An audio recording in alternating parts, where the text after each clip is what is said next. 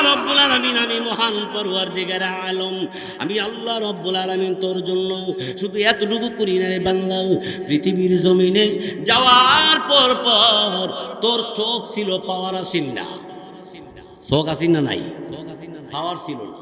পাওয়ার থাকলে নানি ডাক দিলে আপনি জিগাইলেন না কেন নানি কেমন আছে, তার মানে সহজ আসিন ঠিক হই, নানির চিনবার মতো পাওয়ার নেই। পাওয়ার তাহলে ঠিক হইল, নানি গো নানি কোন সময় সেন বুদল থেকে, নানির বেড়ে অনেকের বুদল আছে না, না আসেনি বুদল আত্মীয়, আমি বুদল এই দক্ষিণ পাড়া বড় মসজিদে 3 বছর জুমার নামাজ পড়াইছি, এখন আমি নরসিংদী থাকি। কে তারপরে শুন বাংলাম মাইক্রোফোন 2 পাশে 2টা লাগাইছি, কান কান কানো পাওয়ার আছে, পাওয়ার আছেন না, পাওয়ার থাকলে এই পাশ থেকে নানি ডাকতেছে নাতি রে নাতি জব হয়ে যাবে, তাহলে কানে এই সময় পাওয়ার আসিন না, আল্লাহ তো লগে লগে পাওয়ার দিছি না, আমি আস্তে আস্তে পাওয়ার বাড়াইছি। এটা এমন একটা টেলিফোন, এমন একটা কান, এমন একটা মাইক্রোফোন, রবির সিমও কাজ করে, গ্রামীণও কাজ করে, এয়ারটেলও কাজ করে, বাংলা লিঙ্গও কাজ করে, সব টাওয়ার এক একটা কাজ করে। আর কানেরে আল্লাহ এমন টাওয়ার বানাই দিছে, যেই কোনো সিম লাগাই দিবেন সেই সিমের টাওয়ারে কাজ করে। একটা আছে না যখন বাংলা লেঙ্গি ফোন দিছে কান বদলায় তার একটা লাগায় না টাওয়ার লাগাইতে হবে, আল্লাহ কোন এমন টাওয়ার লাগাই দিছি দুনিয়ার যত টাওয়ার বদলাই তারে, যত সিম বদলাই তারে, কিন্তু তোর কান বদলান লাগতো না। যদি কান বদলান লাগতো তাহলে ফাস্টফুড করতে গিয়েও যদি এরকম লাইনও খারে তখন লাগে, আমি ফাস্টফুড করতাম কি, আমি সারা দেশ ওয়াজ করি, আমার ফিসে খাড়া করে দিছে, এই যে খার হয়েছি মেদটা ফাস্টফুড হয়েছে, এই যে লম্বা খার হয়েছে, এই লাইনের মধ্যে কবে শেষ হইব, কেমনে কেমনে দেন একটা শ্রোতা আমার 2 গুণ চিনে নাও, একজন দিকে হুজুর ফাস্টফুড করতে নাইছিলেন বলে হ, আরো সোহালা অনুগাম আসিল, আরে জানি না রে ভাই, রাহেন আমার একটা লোক আছে, লোকটা একটু সহযোগিতা করাতে আমি একটু আগে আগে যাইতেছি, ভিতরে যাওয়ার কোনো পথ নাই। বুধা ফাস্টফুড করতে যদি এত বড় লাইন লাগে, যদি দৈনিক কান বদল লাগতো তাহলে ক্ষেত নিরেবে সময় হইলে, নইলে বাংলা লিঙ্ক সিমের বরাবর টাওয়ার ঠিক করতে গেলে গাটুরা যদি অফিস থাকতো তাহলে লাইন থাকতো 20 রুট পর্যন্ত। ঠিক কিনা জোরে কর, দৈনিক যদি টাওয়ার বদলাইতে বদলাইতে কান বদলাইতে বদলাইতে এমন সময় যাইতো গা, তাহলে ক্ষেত নিরাইলে কোন সময়, ব্যবসা করলে কোন সময়, কোন সময় কি করলা হইলে কৌ বান্দা এরে আমি আল্লাহ রাব্বুল আলামিন তোর চোখ দিয়েছি দুনিয়া জমিনে যাওয়ার সাথে সাথে বাংলা, ওই চোখে আমি পাওয়ার দেই নাই, কানে আমি পাওয়ার দেই নাই, নাকেও আমি পাওয়ার দেই নাই। কারণ হলো এরে বান্দা বান্দি, তোর নাকি যদি ওই সময় পাওয়ার দিয়া দেই, তোর মা এক সময় কাজে কামে থাকবে, তোর দাদা হাল চাষ করতে চলে যাবে, তোর দাদি কোনো কাজে ব্যস্ত থাকবে, ওই সময় তোর পায়খানা হয়ে গেছে, ওই সময় তুই কিছু হামাগুড়ি দিতে পারিস, আপুর বাড়তে যখন পারবি পায়খানা করে হাতে নাতে ধরার পরে তোর নাকে যদি গন্ধ লাগে তোর কষ্ট হবে, এই জন্য আমি নাকে পাওয়ার না দিয়া আমি নাকের হেফাজত করে রাখছি। তুই যেদিন বুঝতে পারছিস এটা পায়খানা দুর্গন্ধ, ওই দিন থেকে আমি আল্লাহ আস্তে আস্তে নাকের পাওয়ার বাড়াইছি। নাকের পাওয়ার ওই দিন দিয়ে দিলে তুমি এই ধুয়োর মধ্যে ফইরা চিৎকাল্লা হইলে যেমন তেমন, গন্ধের ছুটে তুমি না হদল্লা হইলে নাকি মারে ডাক দিলা হইলে, এই জন্য আমি আল্লাহ তাআলা তুমি হুয়া হুয়া করে কানলে তোমার আম্মা বুঝতে পারছে তুমি যে কোনো একটা অসুবিধা পড়ছো, আয়া দে পায়খানা করছো, মা এই পায়খানারে বড়া বানাইলে যেভাবে বাড়ির মধ্যে বলের মধ্যে ডাইল বাইটিয়া যেমন কাই বানায়া কিমা বানাইয়া এটারে যেমন বড়া মতো পুষছা ল, তোমার পায়খানা এরকম ভাবে কাইছা আতে ফালাইয়া দিয়া তোমারে পরিষ্কার কইরা এমন সময় তোমার বাপ আইছে, এটা বাপ এজন দেখে আমরা আতো পায়খানা পাও পায়খানা, ওই ওই ওই কেডা মারে ডাহে, আমার মারে আমার মারে ডাক দিছে, ওই ওই আরে এই পায়খানা করছে, আইতাছি দিরি হইতেছে করে গন্ধ করতেছে, ও তোমার গন্ধ লাগে, তুমি আব্বা না, তোমার মন চায় পরিষ্কার করতে, মা আয়া দেরি নাই মুখে মুখ লাগাইয়া চুমা দিতে আরম্ভ করছে। মেতরের মতো মা জননী আমার আপনার পায়খানা প্রস্রাব পরিষ্কার করে দিয়া মা জননী পরিষ্কার পরিচ্ছন্নতা করে মা জননী দামি কম্বল দিয়া যখন আমার বুকে জড়াইছে, ওই সময় আমার মা স্তনে দুধ পান করাইয়া আরামসে ঘুম পাড়াইয়া মা জননী আবার কাজ কাম করতে চলে গেলে, তুমি আমি আবার কানলে মা জননী দৌড়ায় চলে আসছে, বুকে জড়ায় নিছে। আল্লাহ রাব্বুল আলামিন বলে, বান্দা আমি আল্লাহ রাব্বুল আলামিন তোরে যেইভাবে দুনিয়ার জমিনে দুনিয়াতে পাঠানোর পরে জীবন চোখে পাওয়ার নাই, চোখে পাওয়ার নাই, নাকে পাওয়ার নাই, কানে পাওয়ার নাই, আমি আল্লাহ আরেকটা জিনিসও দেই নাই। আপনাদের তিলিনগর কোনো মানুষের সন্তান জন্ম নেওয়ার পর দাঁত উঠেনি। আপনারা যখন দুনিয়াতে আইছিলেন তখন কি দাঁত আছেন? তখন যে বাচ্চা দাঁত আছে লগে, আল্লাহকে আমি দাঁত দিছি না, কেড়ে দিছি না জানোস নি?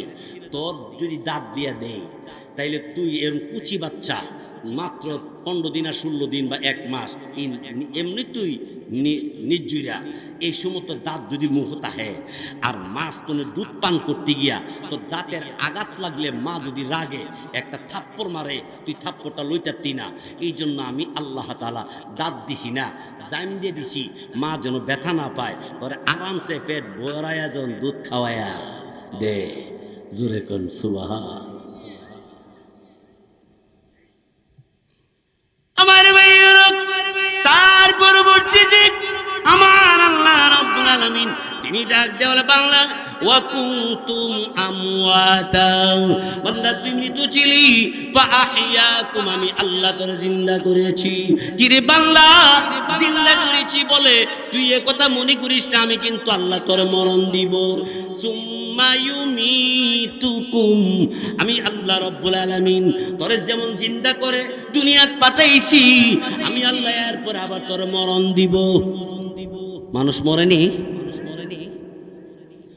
কত মানুষ বলেন সবাই, কত মানুষ আইল গেল, কেউ তো রইল না। তুমি আমি এই জগতে থাকতে পারিব না, ঠিক কিনা? কত মানুষ আইল গেল। আরে আগে গ্রামের ভিতরে ঢুকলে দেখা গেছে বারান্দায় আইতনাথ, আমরা ব্রাহ্মণবাড়িয়া আইতনার মধ্যে কত মানুষ বয়া থাকতো, বুড়া বুড়া মানুষ। এখন বুড়া মানুষ নাই, বুড়া মানুষ। আমার ভাইয়ের বলে সুম্মা ইউমিতুকুম, বান্দারা আমি আল্লাহ রাব্বুল আলামিন তোরে আবার মরণ দিব। তুই এ কথা ভাবিস না মরণের পরে বুঝি শেষ, না না, মরণের পরে আল্লাহ বলেন সুম্মা ইউহয়িকুম আমি আল্লাহ তাআলা তোরে আমি আল্লাহ আবার জিন্দা করব। কেন জিন্দা করবেন? সূরা মুলকের মধ্যে আল্লাহ রাব্বুল আলামিন বলে দিয়েছে, আল্লাযী খালাকাল মাউতা ওয়াল হায়াত। আল্লাহ বলে বান্দা আমি আল্লাহ রাব্বুল আলামিন এমন একজন সত্তা, আল্লাযী খালাকাল মাউতা ওয়াল হায়াতা লিয়াবলুয়াকুম আইয়ুকুম আহসানু আমালা। জোরে কোন সুবহানাল্লাহ। আরে বান্দা আমি আল্লাহ তোরে মৃত্যু থেকে জিন্দা করেছি, আবার জিন্দা থেকে আমি আল্লাহ মৃত্যু দিব, মরণ দিয়া এর পরবর্তীতে আমি আল্লাহ আবার তোরে জিন্দা করব। কেন করব? আহসানু আমালা, আমার বান্দা তোদের মধ্যে কে সুন্দর আমল করেছো, ভালো আমল করেছো, এটা পরীক্ষা করার জন্য লিয়াবলুয়াকুম তোমাদেরকে পরীক্ষা করা হবে। সুবহানাল্লাহ, জোরে কর। কি পরীক্ষা? আহসানু আমালা, কে কার চাইতে কত দামি আমল করেছো। কত মানুষ 5 ওয়াক্ত নামাজ পড়ে, আবার তাসবিহ জপে, আবার গভীর রাতে তাহাজ্জুদ নামাজও পড়ে, কোরআন তেলাওয়াত করে, আল্লাহর ভয়ে চোখের পানি ছাইরা দিয়া কান্দে। প্রভু প্রভু গো, কেমন করে জবাব দিব কাল কিয়ামতের ময়দানে? যৌবন জীবনে রাতে দিনে অন্যায় আর অপরাধ করেছি, কি কি গো রব্বুল আলামিন, এই গুনাহ খাতা কেমন করে গো কাল কিয়ামতের ময়দানে দাঁড়াবো। চোখের পানি ছেড়ে দিও। এমন কিছু বান্দা বান্দি আছে আল্লাহর কাছে কান্দে, আল্লাহ রাব্বুল আলামিন ফেরেশতাকে ডাক দিয়ে বলে, বান্দা, আমার বান্দা আমি আল্লাহর কাছে যখন কান্দে, নবীজি বলেন আমার উম্মতেরা চোখের পানি ছেড়ে দিও। তুই যদি এক ফোঁটা চোখের পানি চোখ থেকে ছেড়ে দিতে পারিস, নাকের আগায় আসার আগে আগে আল্লাহ রাব্বুল আলামিন তোর গুনাহ মাফ করে দে। ভাইয়েরা আমার, বন্ধুরা আমার, আর কয়েক মিনিট কথা বলবো, এরপর আমি দোয়া করবো আপনাদেরকে নিয়ে। আল্লাহ রাব্বুল আলামিন তিনি ডাক দিয়ে বলে, বাংলা মরণের পরে জিন্দা হওয়ার পরে শেষ করে বাংলা, সুম্মা ইলাইহি তুরজাউন, সুম্মা ইলাইহি তুরজাউন।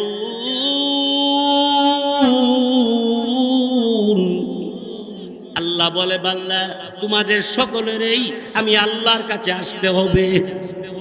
আল্লাহর কাছে গেলি শেষ না, আল্লাহ এরপর আরেক জায়গায় বলেন, সুম্মা লাতুসআলুন্না ইয়াউমা ইযিন আনিন নাঈম।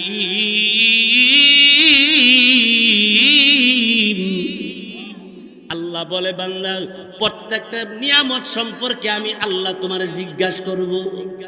বলেন আল্লাহ আমাদের নিয়ামত দিছে কিনা? জিব্বা এমন নিয়ামত, এমন একটা জিব্বা যেটা রাতের 3টার সময় আপনি যদি লবণ লাগান, জিব্বা কইব সর্বনাশ, এটা চিনি না, লবণ ফালাইয়া দেন। চিনি দিলে ক জি ভাই সাহেব ঠিকই আছে চিনি, ডায়াবেটিস না থাকলে সালান, ডায়াবেটিস থাকলে ফালান, ঠিক না? এটা কেমন জিব্বা? কারেন্ট থাকলেও কাম করে, কারেন্ট না থাকলেও, কারেন্ট না থাকলে তো রাইস মিল চলে, চলে, তাইলে ডিজেল ইঞ্জিন যা করতে হয়, অর্থাৎ কারেন্ট লাগে না, লাগে না? আর জিব্বা এমন, কারেন্ট থাকলেও চলে, কারেন্ট না থাকলেও চলে। আল্লাহকে এমন একটা নিয়ামত জিব্বা আমি তোর দিয়েছিলাম। জিব্বা সম্পর্কে যে আমি তোর জিগাই যে জিব্বার হিসাবটা দে, এই জিব্লা দিয়া কি না হয়, তাহলে ওই ডাক্তার বিনি জিব্লা ছাড়া অপুত্রারা, অপুত্রা তালু কুতার বলি পুত্রা জিব্লা ছাড়া।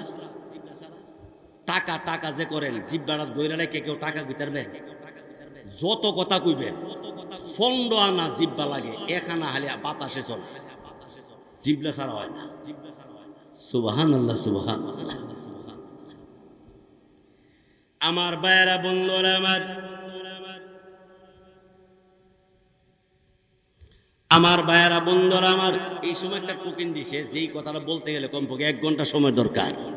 আমাদের এই দেশের মধ্যে ইস্কের নামক এক বেঈমানের দল মুসলমান সাজ্জা মুসলমানের ইমানকে দুলিশাত করে দেওয়ার জন্য চেষ্টা চালাইছে। আমরা যারা সাধারণভাবে আছি, যারা আলেম না, যারা ইসলাম কোরআন হাদিস বুঝি না, আমাদেরকে তাদের দলে ঢুকায় দেওয়ার জন্য ইস্কন নামক ভারতের সাধারণ নয় সর্বদলীয়ভাবে চেষ্টা চালাইয়া বাংলাদেশ সহ বিশ্বের মুসলমানদের ঈমানকে নষ্ট করার জন্য ইস্কের নামক দালাল বাংলাদেশে ধরা পড়ে পিঠের ছায়া উঠে দেওয়ার জন্য উলামায়ে কেরামের ডাকে কে কে যাবেন? 2টা হাত আল্লাহরে দেখা।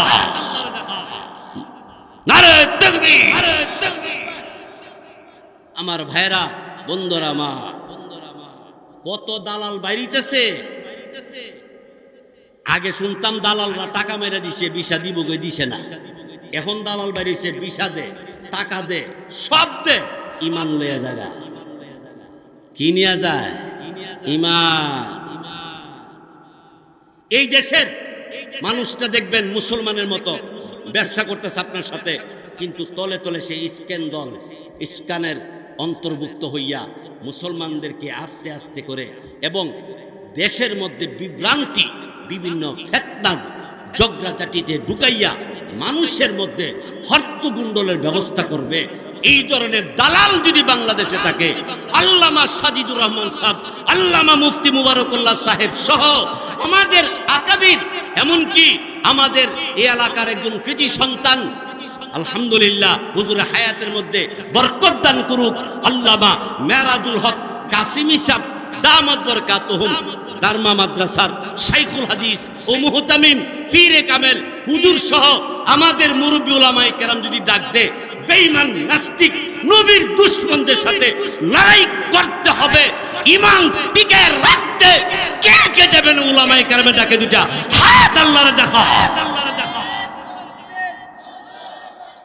নারে তাকবীর, ইস্কন্দের দুনু গালে জুতা মারো তালে তালে, নারে তাকবীর।